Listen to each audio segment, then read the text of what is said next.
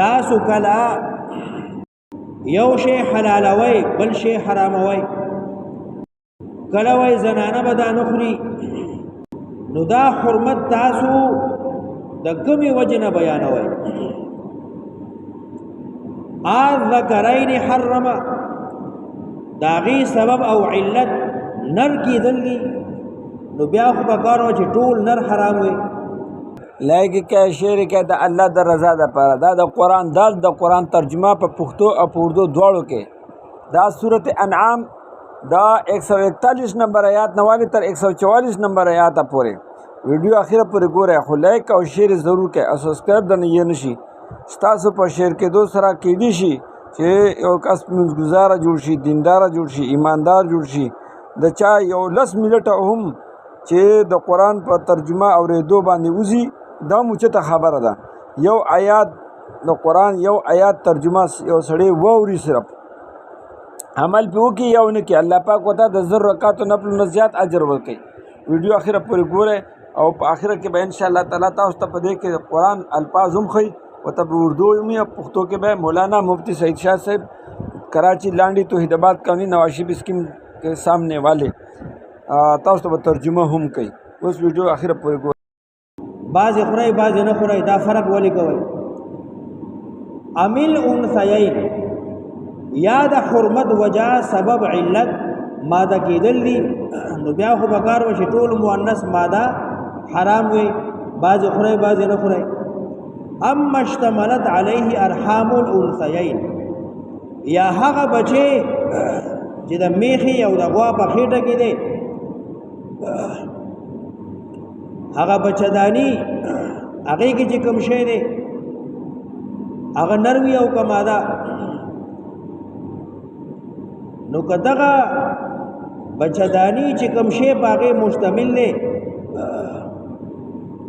هغه علت دی او سبب دی د حرمت نو بیا خو بکار وا چې هغه نروي نو بیا به هم حرام او کماده وي بیا به هم حرام نو تاسو ولې د ځان یو شی حراموي چې الله نه دی حرام کړی لکه مخکې ذکر شو دی به بعضې شیزونه خوړل بعضې به یې بندول تحریمات العباد ورته ویل کېږي ځان باندې یو شی خلک بندوي د دې پی به څوک نه خوري غوښه به یې څوک نه خوري دا غلي او میوې به څوک نه خوري الا من نشا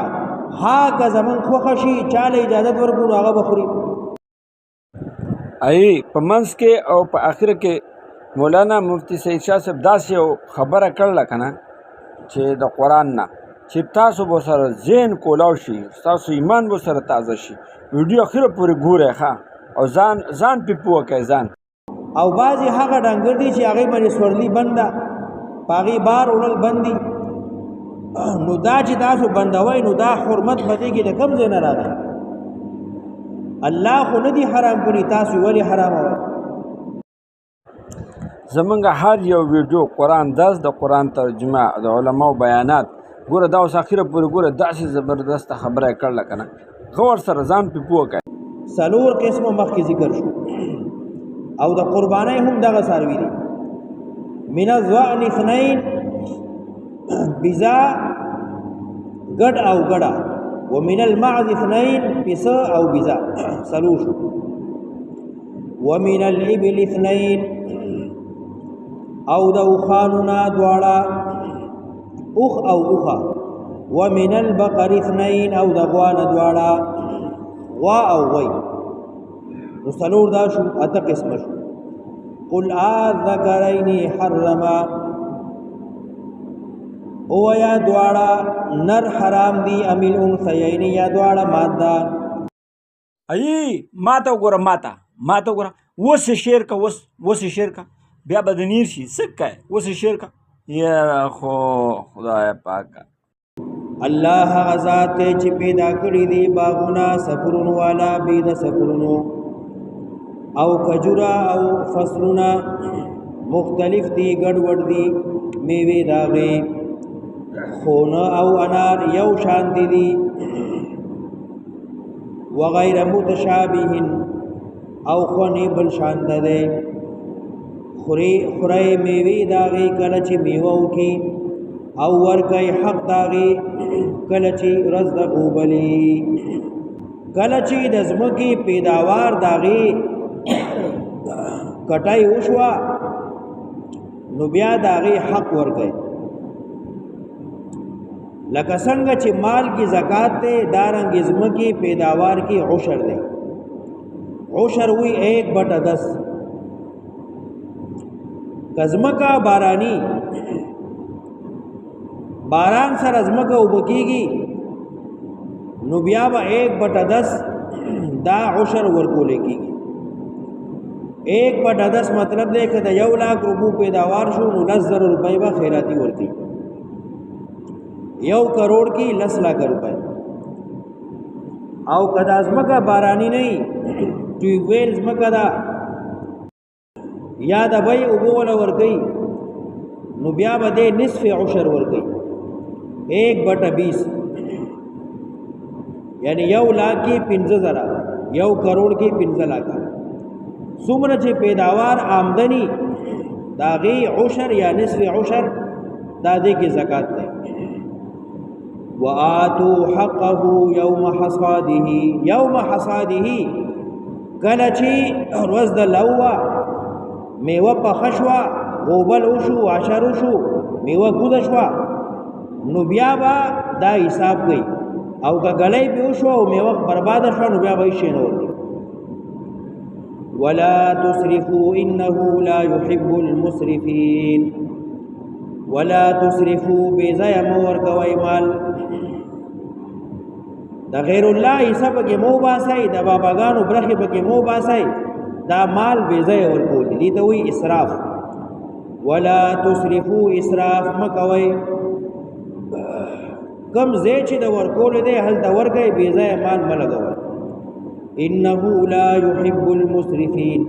یقینا الله نخوخي بزای مال ورکول لرا ومن الانعام حمولة وفرشا دا خود باغ د میوه مسله وا اوس د ډنګرو ذکر کوي ومن الانعام د ډنګرونه حمولة هغدي چې سورلی پکېږي بار په وړل کېږي غټ ساروي دي چې هغه باندې بار وړل کېږي وفرشا او واړ دي لکه ګډي او بيزي بار په وړل کېږي سورلی په نه کېږي لیکن نوري غني فائدې دي پای ورګي وخی مجدار ده ومن الانعام د ډنګرونه حمولة هغدي چې بار پکېږي وفرشن او واړه ډنګر کلو خړای مما دهغه رزقکم الله چې درکړي دي تاسو له الله خوراک رزق ولا تتبعوا خطوات الشیطان او مزای قدمونو د شیطان پسې انه لكم عدو مبین یقینا دغه شیطان تاسو له دشمن سرګندې خلقنا 8 ازواج پیدا کړی مې دي اته قسمه جوړې اته قسمه جوړې دي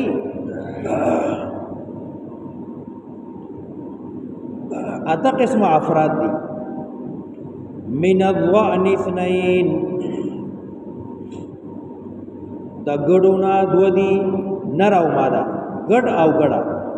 ومن المعز 2 او د بيزون 2 دي بيس او بيزا سلور قل الذكرين حرم او یا آیا دواړه نر حرام دي امل انثيين یا دواړه ماده حرام دي اما اشتملت عليه یا هغه چې شامل دي پاغي ارحام الانثيين بچدانی د دواړو مؤنثو تاسو کلا یو شی حلالوي بل شی حراموي کلا وای زنانه به دا نخري نو دا حرمت تاسو د کمی وجنه بیانوي الذکرین حرم داغي سبب او علت نر کی دلی نو بیا خو بکارو چې ټول نر حرام وي بعضې خورئ بعضې نه خورئ دا فرق ولې کوئ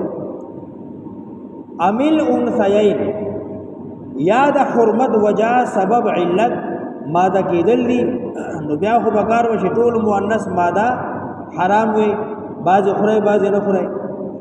اما اشتملت علیه ارحام الانثیین یا هغه بچې چې د میخي او د غوا په خېټه کې دی هغه بچدانی هغې کې چې کوم شی دی هغه نر وي او که ماده نو که دغه بچدانی چې کوم شی په هغې مشتمل دی هغه علت دی او سبب دی د حرمت نو بیا خو په کار وه چې هغه نر وی نو بیا به هم حرام و که ماده وي بیا به هم حرام نو تاسو ولې د ځان نه یو شی حراموئ چې الله نه دی حرام کړی لکه مخکې ذکر شو دی به بعضې شیزونه خوړل بعضې به یې بندول تحریمات العباد ورته ویلی کېږي ځان باندې یو شی خلک بندوي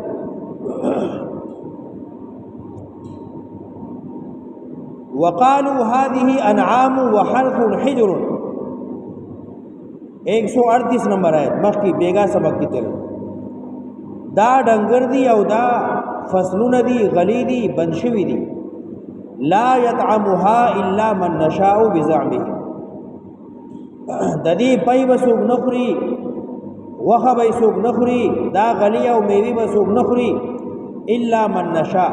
ها که زمون خوښه شي چاله اجازت ورکړو هغه به خوري بزعمهم په ګمان د دي وانعام حرمت ظهورها او بعضې هغه ډنګر دي چې هغې باندې سورلي بنده په هغې بار وړل بند دي نو دا چې تاسو بندوئ نو دا حرمت په دې کې د کوم ځای نه راغی الله خو نه دي حرام کړي تاسو ولې حراموئ